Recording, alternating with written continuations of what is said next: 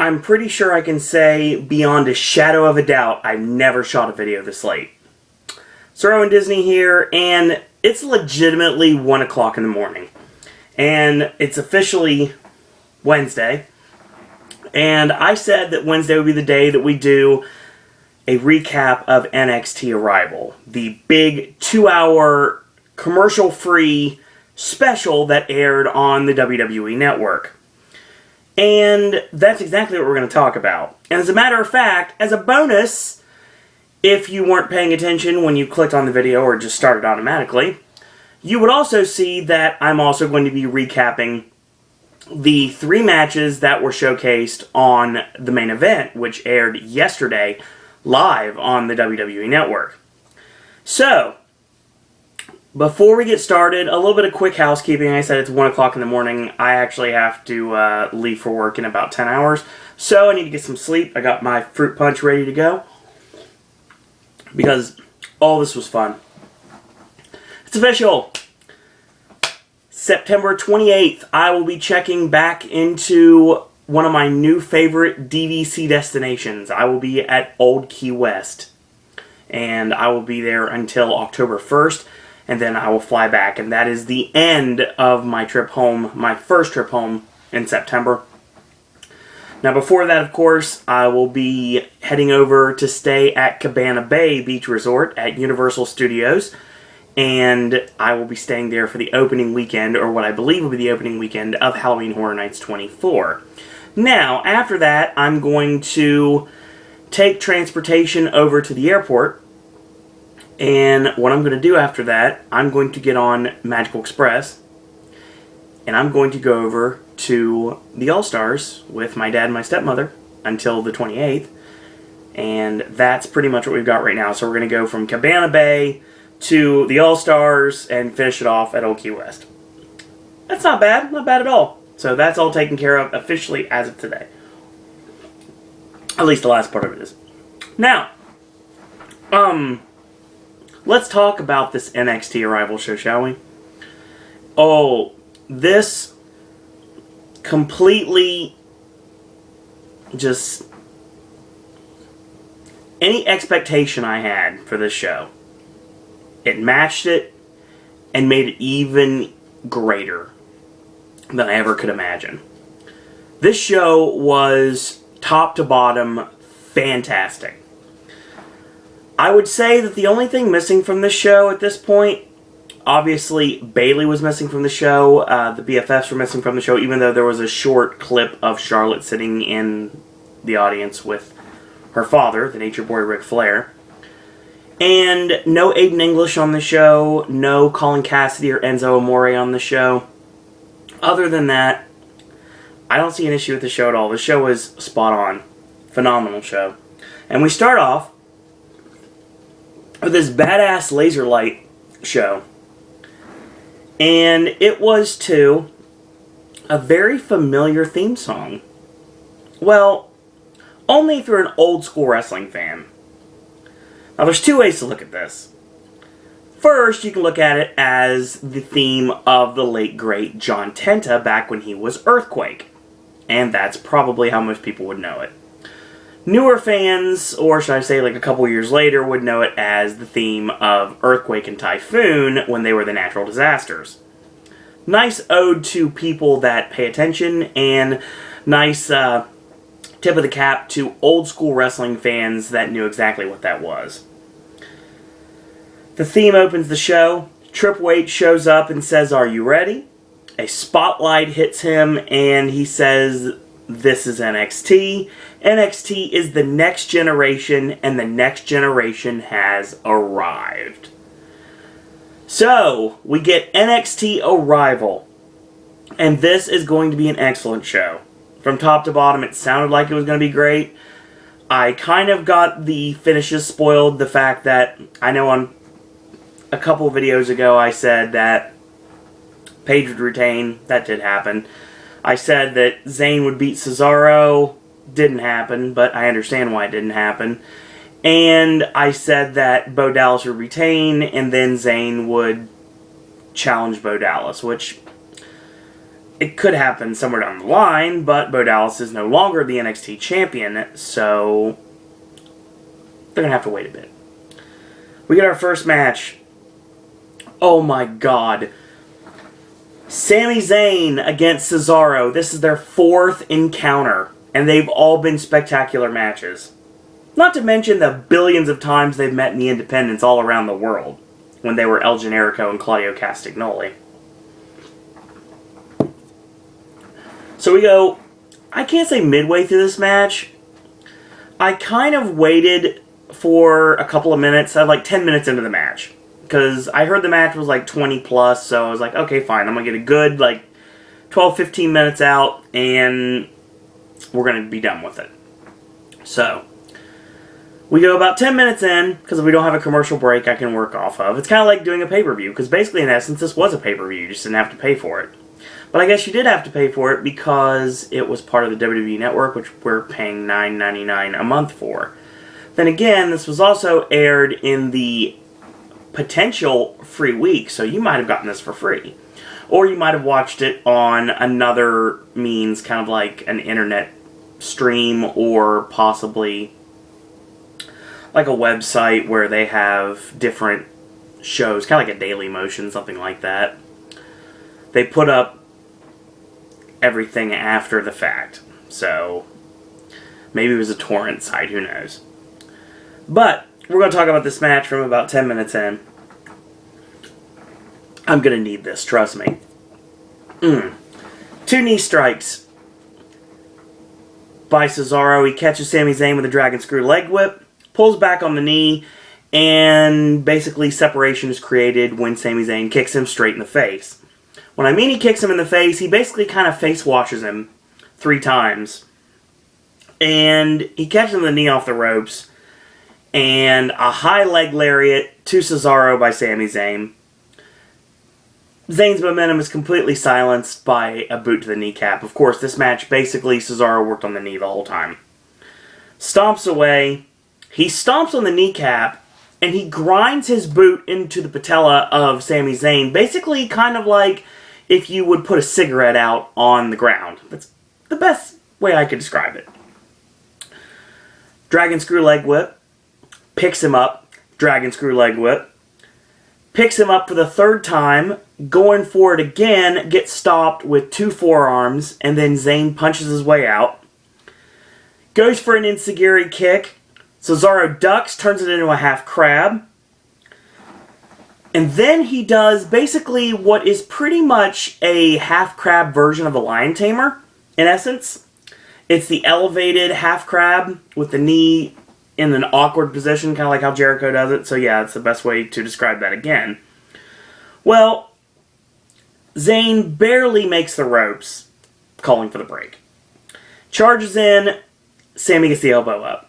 Cesaro goes to the well yet again, and he gets a boot up. Cesaro charges again, he gets backdropped over the top rope to the floor. Zayn gets on the ring apron, back kicks Cesaro, goes for a Arabian press, or split-legged moonsault, depending on who's calling your match. Cesaro catches him in midair, mind you, and turns it into a tilt-a-whirl slam on the entrance ramp. Haven't seen that one before. So he rolls in. Sami's going to get counted out, it looks like. Somehow, some way, valiantly makes it up to his feet, rolls in at 10. So Cesaro charges in the corner. Looked like he's going to set up for a Swiss uppercut. And he gets stopped, grabbed, exploder suplex into the buckle from Sami Zayn. Makes a cover. 1, 2, Cesaro kicks out. So Cesaro elbows him in the neck repeatedly. And then an axe handle. And he picks him up. Cesaro gets countered.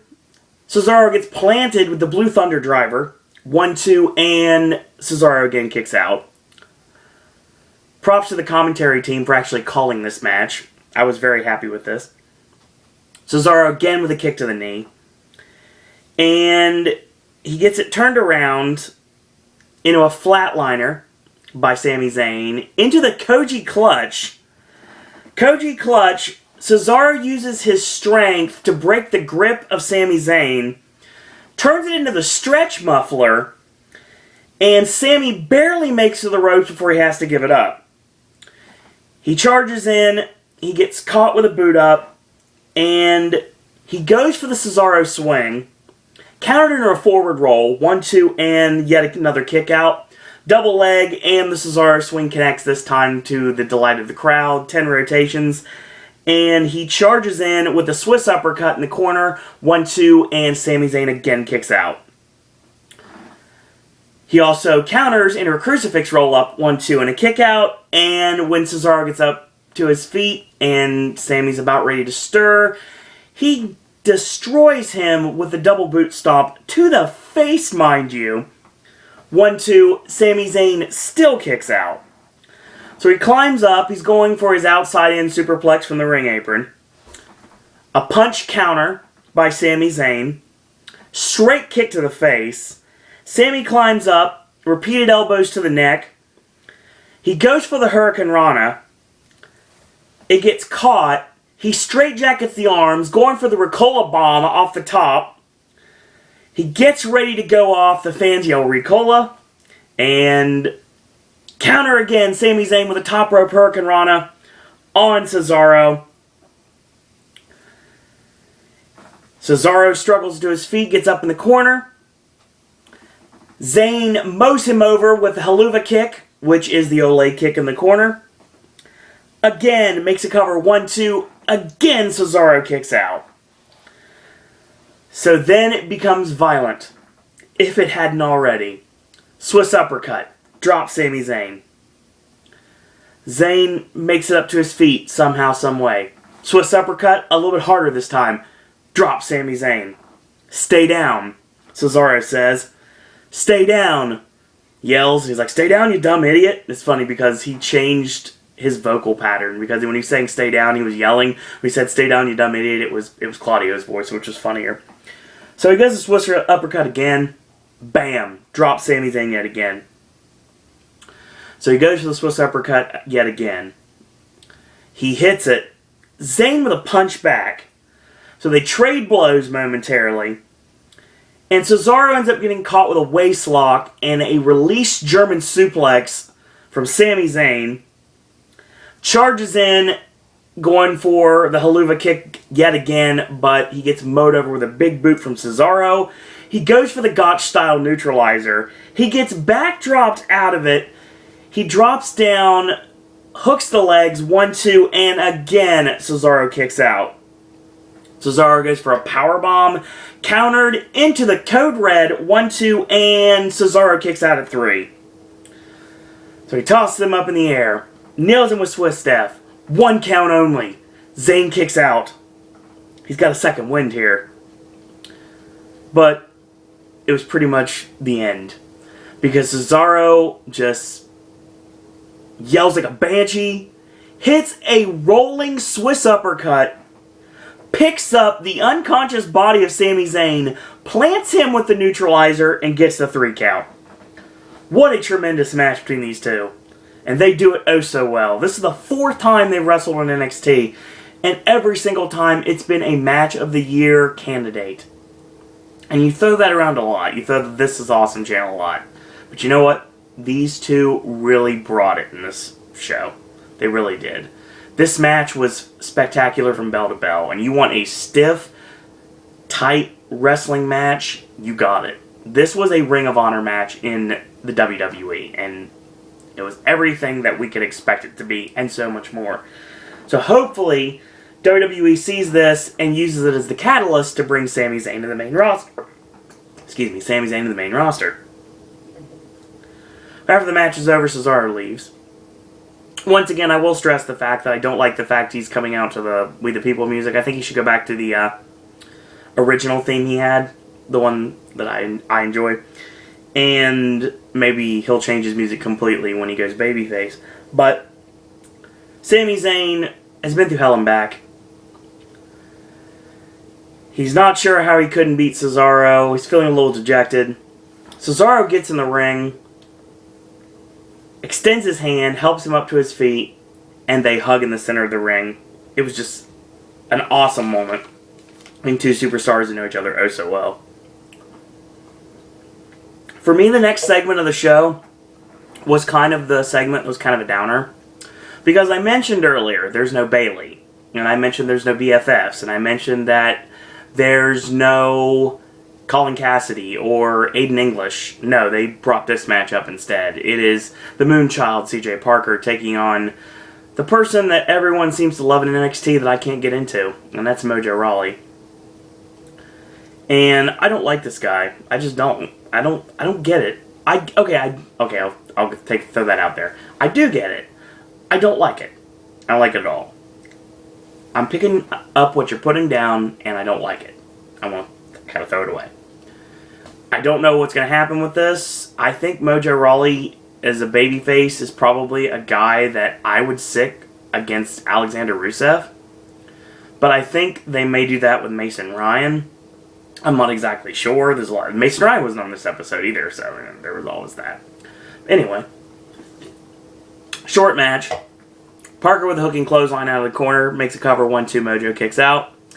Shoulder blocks in the corner, and Mojo fights his way out of the corner. He pounds away, does CJP on Mojo, because he's like, yeah, you know what, you can punch me, but I'm going to punch you back a whole lot more. Whip in reverse, big splash in the corner, charges in, big splash in the corner, hits the hip attack, which WWE fans would know as the rear view from Naomi. And the hyperdrive, which I mentioned Earthquake's theme earlier, now basically Mojo Rawley's using it as a finish. But, to the credit of him, he's actually landing a lot more like the Big Josh finish from WCW in the early 90s that the late great Matt Bourne used to do. And that's how he's using the seated splash instead of the way John Tenta did it. He does it with a lot more leaping ability. It's called the hyperdrive. Yes. It could have been worse, but yeah, I'd rather see someone else on the show than Mojo Rawley. I know he's got a lot of fan base. I noticed a lot of Mojo marks in the crowd wearing this white t-shirt and a lot of signs and everything. He's over, don't get me wrong. I just don't get it. Why he's over. I mean, he's the hype man, I get that. That's fine, whatevs. But I mean, he does nothing for me overall. He's a former football player. I don't care. I hope they do something with him and make me actually care about him, but I don't know if they will. So, apparently, there was another rumor before this show actually went down that the New Age Outlaws were going to be in attendance. That being the case, I thought there was going to be a champion versus champion match.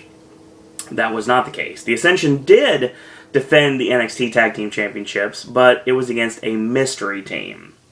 The mystery team turned out to be too cool, and that was our next match. It was Connor and Victor defending the NXT Tag Team Championships against Grandmaster Sexay and Scotty 2 Hotty.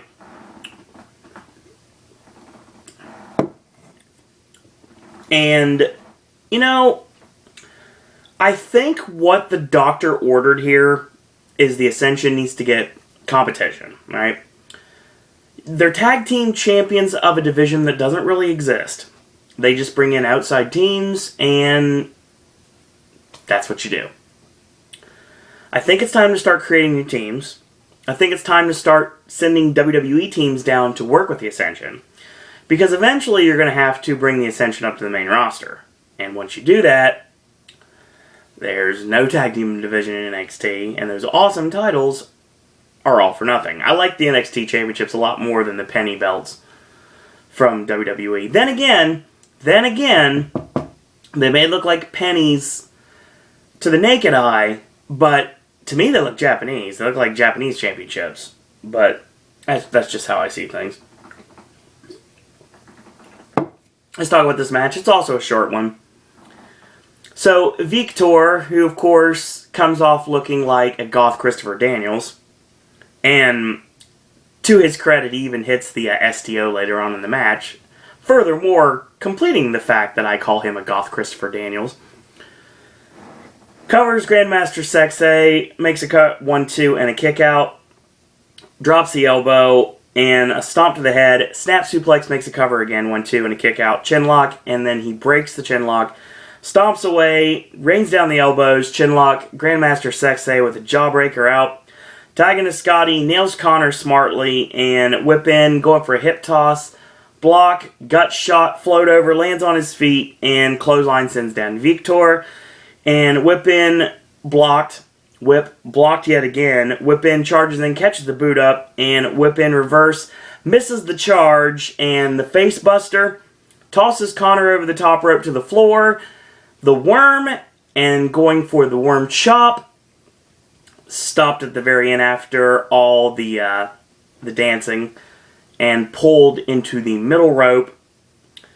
Basically, they knock Grandmaster Sexay off. Victor with the STO, the Christopher Daniels connection, tags in Connor. They hit Fall of Man on Scotty 2 Hottie, and that's all she wrote. So, on this show, there was a lot of WWE influence. A lot of old FCW influence, actually. So, in the crowd, we had the Nature Boy Ric Flair with Charlotte, his daughter Ashley, obviously, who's a part of the BFFs. We have Steve Kern, who, to William Regal's credit, actually calls him Skinner, which is hilarious. And another shout-out to people that pay attention. As well as the living legend Larry Zbyszko, who I've worked a show with, mind you. Not to name drop. But, yeah, there's always that. John Cena was in the crowd, and the pre-show, which I unfortunately did not get to see, was Kevin Nash, Paul Heyman, and Bret the Hitman Hart. I'd love to have heard that. That would have been entertaining. But it was all for nothing because I didn't get a chance to. So, to WWE's credit, there's some really awesome video packages on the show.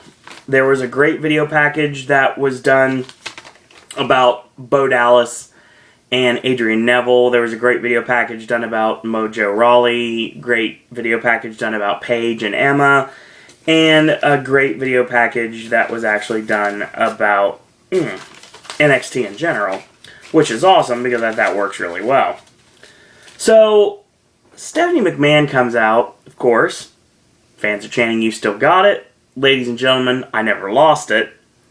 Of course, they're making history tonight. The first broadcast live on the WWE Network is not WrestleMania 30, it's NXT Arrival. Yeah, because I got to get the bugs out first, obviously. That's the reason we're going to be airing Main Event and NXT live, well, not live, but Main Event live and NXT every single week, so they can get the bugs out for everything before WrestleMania, because if not, there's going to be a lot of pissed off people not able to watch WrestleMania come April 6th. So, of course, basically, she's happy to be out here because she's a McMahon, and also on top of the fact she's happy to be out there, proud to be a woman, because of the NXT divas have taken it to such great heights, and of course they've done a lot more than just 3-minute matches on Raw and SmackDown. This match, Paige finally defending the NXT Women's Championship against Emma, and of course this was the tournament final of the NXT Women's Championship tournament, and that match was awesome. And of course Paige has been out with an undisclosed reason for the last several months, and this match has not happened. Emma, of course, now working with Summer Rae on SmackDown, the stuff with Santino and Fandango. But this is a match that needed to happen, and it is for the NXT Women's Championship, and it was really good. Really, really good. So, Paige with a standing dropkick to Emma, 1-2 and a kick out. Scoop Slam makes a cover, 1-2 and a kick out. Chin lock. A chin lock with a body scissors momentarily, but right back to the chin lock again. Clubs Emma in the back, and the slam is countered. Waist lock by Emma, countered, and the Matt Morgan elbow to elbow. So she steps on her chest, counters. Emma pulls her foot out, and she goes face first into the canvas. Emma with the roll, charges in, and she goes for the boot.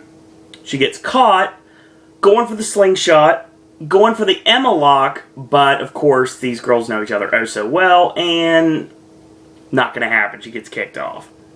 So she puts her on the ropes, lays her across the ropes, and repeated knee strikes on the ring apron. Emma with a baseball slide drop kick knocks Paige back first onto the ring apron. Brings her back in, 1 count only. Misses the charge, does Paige, and get locked in the dilemma in the corner. She rolls out, Emma sandwich on the NXT Women's Champion, 1-2, and Paige kicks out. Surfboard with the knee in the lower back, and then she turns it into a seated surfboard with the feet in the back, the foot on the upper back, and then finally to the side with the feet still firmly in the back. So she bridges up, and her shoulders are on the canvas momentarily. Only gets a 2 count off that. Basically, Paige is hanging by the feet of Emma at this point, and she is being stretched. Like, literally stretched. Like, her body is... If you didn't know she was human, you'd probably think she was levitating. Or if she was a ghost levitating. It's basically what she looked like. So, hair mare and a foot stomp in the corner by Emma. Drag out, 1-2, and a kick out. Whip in reverse, charges in. She gets stopped with a huge forearm. Emma gets dropped on the apron momentarily. Climbs up. A headbutt by Paige. And Paige going for the superplex, just like in the previous match. A punch out by Emma. She does the front flip, going for what appears to be the sunset powerbomb. Oh no! She picks her up, takes her to the middle of the ring, and does a sit-out powerbomb. 1-2, and Paige kicks out. The fans start chanting, "Better than Batista." Comes off the ropes, and drop kick to the side of the head. 1-2, and Paige again kicks out. So Paige gets slapped, right? And then Emma slaps Paige yet again. Third time, Paige slaps Emma as hard as humanly possible. Spinning back kicks her in the ribs. Hits the Paige turner. Makes a cover. 1, 2, no! Kick out. So, basically Paige starts to overreact. No one's ever kicked out of the Paige turner before. What has she got to do to put Emma away? So, she puts Emma in a scorpion. And she ends up turning her around so Emma's on her chest. Double chicken wings the arms while the scorpion's still intact, which locks on the scorpion crosslock, and Emma just gives it up. Because you're in serious pain at this point, you have to give it up. Paige picks up Emma. Actually, Paige drags Emma up to her feet. Extends her hand, pulls her in close, and then they hug, and then they go back to jovial means. This match was intense. Really good. Not just a good women's match, a good wrestling match. And for people that have never seen Emma or Paige with no handcuffs on them, just like with Cesaro and Zayn earlier on in the show to open the show. When you don't have restrictions on this, you don't have really to worry about... Obviously, you have to worry about time limits, but you have a little bit more time to work with. You can shine a little bit better, and that's exactly what happened in this match. This is proving why Paige and Emma are tremendous competitors. So our next match is set up with Xavier Woods taking on Tyler Breeze. They get to the ring. The bell... I believe the bell sounded. It sounded like it did. Alexander Rusev comes out for interruption, with Lana, of course. So, Breeze and Xavier smartly attack. Well, they basically get swatted off. Leaping super kick to Xavier Woods. Stiff kick to the face of Tyler Breeze. Avalanche on Breeze in the corner. The charging hip check on Xavier Woods. Tyler Breeze gets picked up in a fall-away slam, which gets turned into a Samoan drop. I like that. It looked awesome. And a pump handle Uranagi on Xavier Woods. Woods gets locked in the Accolade. And this is the future, the Bulgarian Brute, the super athlete, Alexander Rusev. And like I said, I see him debuting the night after WrestleMania, and that's the right thing to do. And I think he needs to start defeating people. Because, obviously, we're starting out fresh with Rusev, and we're probably not going to mention the fact that back when he looked like the Tasmaniac, he got beat clean by Dolph Ziggler. I don't think that'll be mentioned in WWE. I think that's probably something we need to forget, because it never happened. Yes, it did. I remembered it. I called the match. It's here on the NXT and SmackDown playlist, here on Pop. Cheap plug. So we get our main event up next. NXT Championship on the line. Bo Dallas defending against the man that gravity forgot, Adrian Neville. Before the match starts, Shawn Michaels comes out with the NXT Championship in hand. He basically shills his new DVD, and that's pretty much it. He puts both guys over, he shakes both of their hands, and we start the match. So, midway through the match, Neville sets the ladder up. He climbs up. Bo grabs a ladder of his own and tosses it into Adrian Neville, knocking him off the ladder. Bo drops the ladder into the ribs on 2 separate times, sets the ladder up over Adrian, basically pinning him underneath the ladder. He climbs up, he grabs for the championship. Neville uses his feet to knock Bo off the ladder onto the rope. Like, he doesn't crotch himself on the ropes, he basically just hits the ropes chest first. Neville sets up the ladder, climbs up, Bo shoves the ladder over, and turnabout is fair play. Neville lands the same way Bo did, chest first on the ropes. They have a tug of war with the ladder, and Bo gets the upper hand and shoves the ladder back hard into Adrian Neville, back into the corner. Sets the ladder up in the corner, and he goes for a slingshot. It gets blocked. Neville uses his tremendous upper body strength, grabs the middle rope, and he gets pulled up to his feet, catches a clothesline, ducks underneath it, and plants him with a swinging DDT using the ladder that's set up in the corner. Sets up the ladder again. He climbs up, he drops off to meet Bo, and they have a head-to-head collision. The ladder ends up getting knocked over, falls on Neville. So Bo's got the upper hand and hits the repeated clotheslines in the corner, and then he charges them with a clothesline in the corner on Neville. He goes for the Bo Dog. It looks like he was going to plant him on the side of the ladder, but it gets countered, and Neville shoves him face first into the ladder that's, of course, still set up in the corner. How that ladder is set up in the corner this long, I'll never know. So he sets up the ladder. He climbs up. Bo climbs up to meet him. 2 forearms. He pulls him shoulder first into the ladder 3 times. He tosses him over. He lands on the ring apron. High kick, and he goes up top. Looks like he's going for the red arrow. Bo gets up to his feet, shoves Neville over the top rope to the floor. Bo's climbing very slowly. A lot has been taken out of him in this match. Obviously, it's a ladder match. Neville tries to grab the championship. Now, I say this, but I have to explain what happened. Bo's climbing slowly. And then all of a sudden, Neville shoots up past him out of absolutely nowhere and grabs the championship. Bo goes for a German suplex off the ladder. It gets blocked. Neville elbows him off.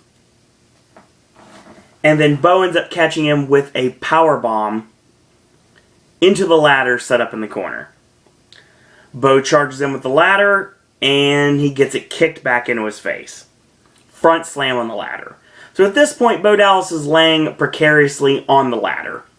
Neville ascends to the top rope. Red arrow sends Bo Dallas hard into the ladder. He's down and out at this point. Bo's in pain, falls to the floor. Neville's climbing. Neville's climbing. He's almost up there. Bo finally gets in the ring. He's at the bottom rung. He's about ready to start climbing himself. Watches Neville grab the NXT Championship and pull it down. Bo falls off the ladder. he was only on like the bottom rung, so basically he just kind of like fell off the ladder, and that was all she wrote. We have a brand new NXT champion in Adrian Neville, and he sat atop the ladder with the huge celebration, a lot of smoke and fog machines. It was awesome.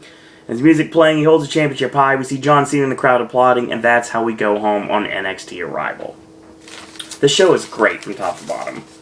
Like I said, if I could, I would have probably substituted the Mojo match for a match with the artiste Aiden English, because I'm an Aiden English fan.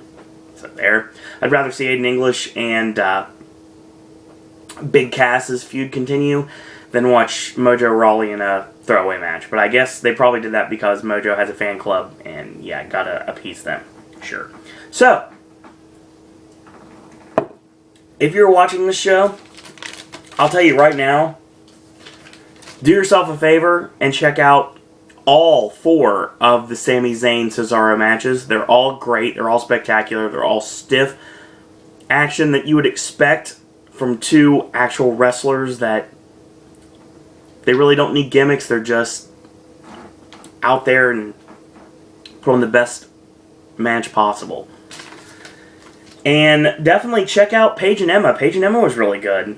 And again, do yourself a favor, check out Adrian Neville and Bo Dallas. So yeah, that's what I recommend from the show. And excellent show.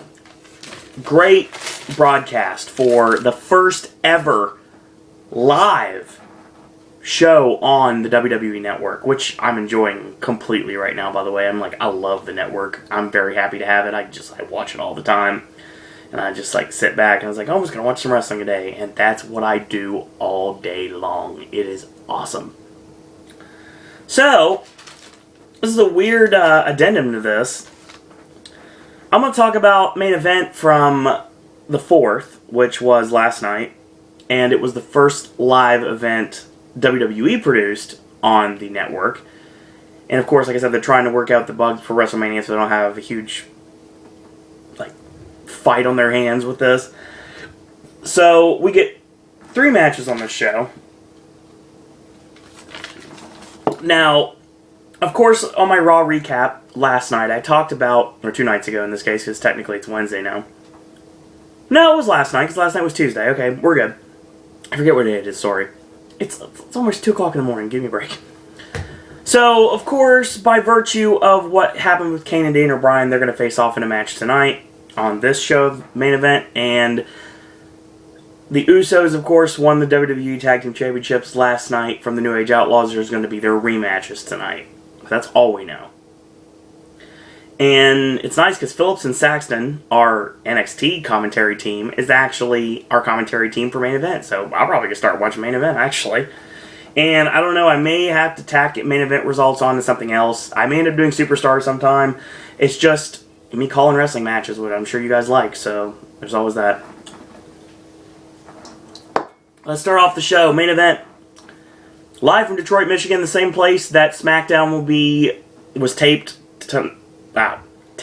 tonight, or last night in this case, to air this Friday. So, before the show starts, we get this main event taping. And the first match is the MVP of the WWE, Daniel Bryan, against Kane. Again, I'll stress this. Kane still not wearing gear. He's shirtless this time, so at least he's shirtless in dress pants. So, I mean, yeah. Get him some sort of corporate gear. I don't care what it is. Like I said, dress him like Rotundo when he was IRS. That's fine. But yeah, get him some sort of gear. He's still wearing boots. He's not wearing the Kane boots with the lifts in them. He's just wearing black wrestling boots. But still, it was okay. Well, my fruit punch is gone, so I must continue.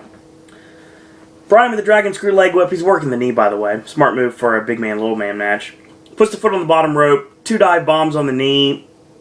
A big right hand by Kane stops some momentum. A headbutt. A choke on the middle rope on Bryan. Big scoop slam comes off the ropes. Goes for an elbow. Connects 1-2. Bryan kicks out.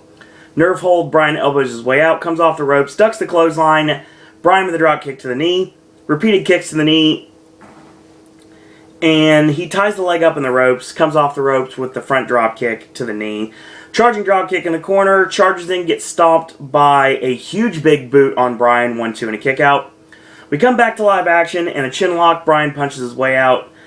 He gets caught, lands on his feet, and a dropkick off the ropes. Clothesline for 1 on Bryan. Headbutt again, sidewalk slam set up, and he does a side backbreaker instead. So he lays him over the knee, basically just breaking him in half, like Bane style, or famously Cactus Jack against Mil Mascaras at Clash of Champions. So he's like breaking him over his knee, and Bryan with a knee strike to the temple breaks the maneuver right there. So a boot in, he dives off the middle rope, and he gets caught with a huge uppercut from Kane, 1-2 and a kick out. Kane locks on a chin lock, Bryan elbows his way out, whip in, and ducks his head down, kicks him in the chest, spinning back kick from Bryan, and a swinging DDT using the middle rope for leverage. Kane with an uppercut, whip in, backflip, lands on his feet, ducks Kane's clothesline, hits a hooking clothesline of his own. Not this time. He ducks Kane's clothesline, he goes for a roll-up, Kane holds on, and gets drop-kicked over the top rope to the floor.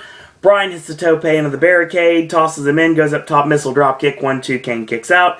The yes kicks, the buzzsaw ducks, and he gets caught with the sidewalk slam this time, does connect. 1-2 and a kick out, goes up top for the flying clothesline, and he gets countered with a high kick. Goes up top, swan dive headbutt, 1-2 and a kick out, so kicks in the corner.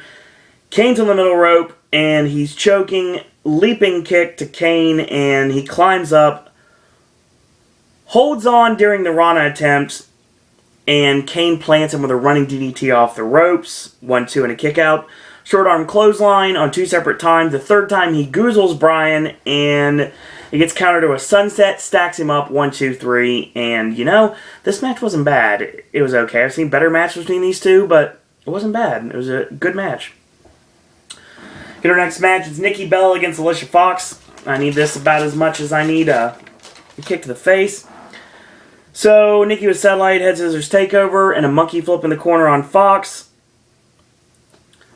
But it's countered. Nikki gets knocked off the ropes, 1-2, and a kick out. So a cover for 2 again. Head scissors and a bridge up with shoulders on the canvas, 1-2, and a kick out. So whip in, reverse, and telegraphs the drop kick. Northern Light suplex, 1-2, and a kick out, and a choke on the rope. Snapmare into a chin lock. And a knee up. Backslide gets countered and flips over, and clothesline, drop kick, chin breaker, and whip in, back body drop. Oksana gets on the apron, Brie pulls her off, and Fox tries to steal it with a roll up from behind, 1-2 and a kick out. And Fox gets caught with the rack attack, which I guess is the new name for the shock treatment, I guess, if you want to call it that. I guess that's a sit-out move. It's basically the torture rack drop down. It's like the Torture Rack Colt 45 version. And that's all she wrote. Least said about this, the better. So we get our next match. It's our main event. It's the Usos defending the WWE Tag Team Championships against the New Age Outlaws. The Outlaws come out not in their gear. They come out in jeans. They basically say they're postponing their rematch because of an injury that the Road Dogg had to his back, apparently, on Raw. Brad Maddox comes out and basically says the Road Dogg does have a legitimate injury.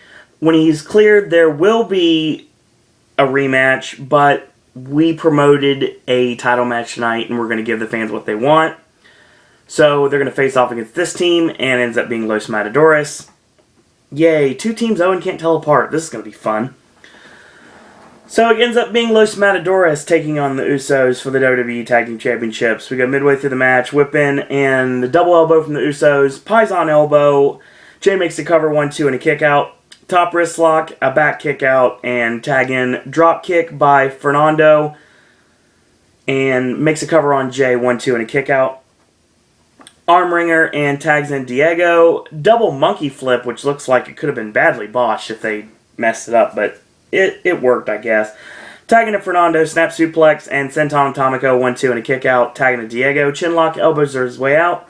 Comes off the ropes, ducks the clothesline, and double line, both men are down. Double tag, leaping clothesline by Jimmy, and Savate kick to the ribs, and the Uso bomb on Fernando, and the running bump is missed, and a tilt-a-whirl is countered into a tombstone, countered into a swinging DDT, and 1-2, Fernando only gets the 2 count. The 180 senton bomb and the moonsault this time misses, tosses him up, Samoan drop, Diego makes a save, handstand in the corner to a Savate kick on Diego. Diego is basically in a tip-up, in a handstand in the corner, and when he usually would go forward and drop kick the guy behind him, oh no, this has been scouted, and he gets Savate kicked right in the face. So Fernando misses the splash in the corner. They have the double super kick, the Samoan splash by Jimmy on Fernando. 1, 2, 3, and the Usos retain. After the match is over, Billy shoves El Torito, basically shoves him down. And Torito goes to Rana Billy, and basically he is sitting on his shoulders and pounding away at the top of Billy's face, and of course he Ranas him out of it. And he ends up taking the double Samoan drop with a, I guess you would say, it looked kind of like a power bomb by Torito. It was a triple move, obviously, or a gore, couldn't really tell, didn't really look like it worked, and that was all she wrote. Once again, I don't like Los Matadores. I love Primo and Epico, I really do, but I don't like the gimmick. I never have, I never will. I don't like El Torito as a gimmick at all. I never have, I never will. And the Usos, it's good to be tag team champions. So that was main event. Kane and Bryan was not bad, and I would probably skip the rest. I guess if you're an Uso fan, then check out their match against Los Matadores. I've seen better, I've seen worse. So yeah, that was the show. So wrestling fans, join us yet again tomorrow when we are going to be talking last week's TNA Impact. And I need to talk this week's TNA Impact once I get back from B-Dubs on Thursday night. I'm looking to do Impact. And I'm going to try to do 2 Impacts in one day if I possibly can. I can't guarantee it, but I'm going to try. Friday, of course, AJ's Movie Reviews. We're going to be talking about 300 and the 300 prequel, which is coming out, and Mr. Peabody and Sherman, which I'm really excited to see. And that's going to be coming up. And of course, Saturday, we're going to talk about SmackDown. Sunday is the new Versus, which will be fun. And like I said, it's our tribute to Harold Ramis. Very excited about that. And also Sunday is going to be TNA Lockdown. So we're going to be taking care of that. Monday is Raw. And of course, Tuesday we're going to recap that Raw. And it looks like Wednesday is going to be NXT. And from this current week. And Thursday is going to be TNA Impact. Maybe. I don't know. Thursday may not be Impact. Thursday might be Impact in another way. I don't know. We're watching, I believe we're watching Need for Speed that night. So I don't know exactly how that's going to work. I guess I'll figure it out. Thursday, just stay tuned. Oscar prediction video. Yes, our Oscar recap is coming up very soon. We'll be filming that this week as well. So hopefully you guys enjoyed NXT Arrival and Main Event this week if you watched it. And a lot of wrestling content still to come on Pop this week. And who knows, very soon maybe I'm going to take an old pay-per-view from back in the day and recap it that way. I wouldn't necessarily recap it. I guess I would just call the match. But I don't know. Maybe. Who knows? If there's any interest, let me know. And how do you let me know? Well, if you like these videos, tell your friends about them. Leave a comment. Do subscribe and help spread the word about Pop. If you'd like to like our Facebook fan page, it is Sir Owen Disney Pop. If you'd like to go old school on Facebook and just be my friend, it's Owen Disney. Very simple, very easy to find. And if you'd like to follow me on Twitter, it's at Sir Owen Disney. Last but certainly not least, you want to send your thoughts, comments, queries, and opinions about things you'd like to see on this channel, new segments. If you want to become a podcaster yourself, if you want to send some video my way, you're more than welcome to. You want to talk wrestling, you want to talk Disney, Universal, anything under the sun, you're more than welcome to. Send me an email, siroandisney@gmail.com. And the fact that it is almost 2 a.m., I have to say, thank you guys and girls out there for watching. And until tomorrow, boys and girls, excuse me, that's all I got to say about that.